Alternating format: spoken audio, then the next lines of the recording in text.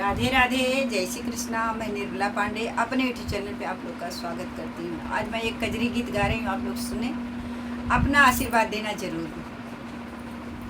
नए भाई बंधु हो तो सब्सक्राइब कर लेना, बहुत अच्छी कजरी है। आप लोग हमें भी सपोर्ट करिए, सभी बड़ी छोटे से सबसे रिक्वेस्ट करती हूँ कि आप लोग हमें भी सपोर्ट करें। जब बन चले सिया रघुराई, जब बन चले सिया रघुराई, सुन भई अवध नगरिया ना हो, सुन भई अवध नगरिया ना। जब बन गए लखन सिया रघुराई, सुन भई अवध नगरिया ना, सुन भई अवध नगरिया ना।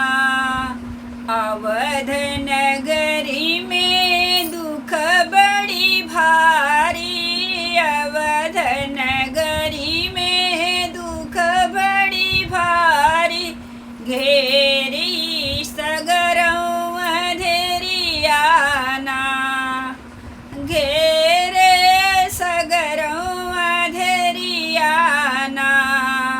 रोमई पेड़ वृक्ष सब नारी, जब बन गए राम मोर बनवा गईले ना।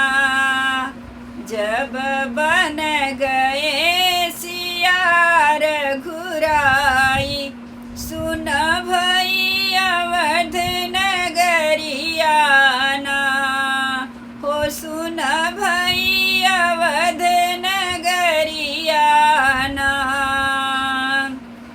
कौशल्या मैया रोमै हरे दशरथ संग में रोमै, के करे बेटा के बेटा बोलऊबै, के करे बेटा के बेटा बोलऊबै।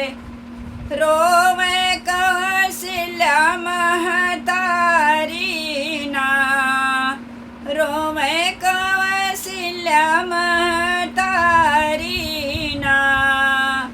जब बन गए सिया रघुराई, सुन भई अवध नगरिया ना हो, सुन भई अवध नगरिया ना।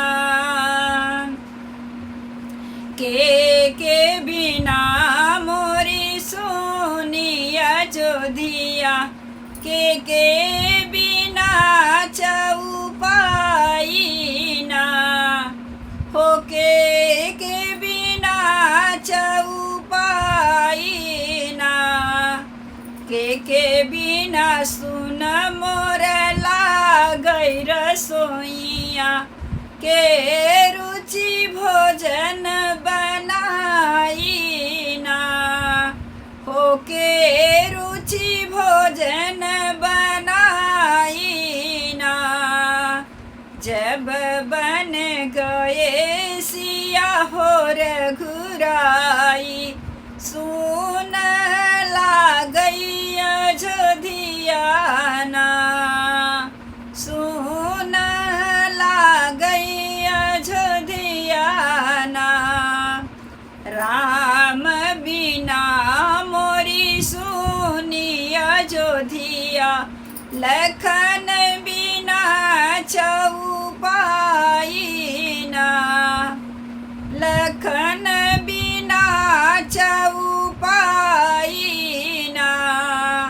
सीता के बिना मोरी सोनी रसोइया, के मोर भोजन बनई है ना। जब बन गए सिया हो रघुराई। जब बन गए सिया हो रघुराई, सुन भई अयोध्या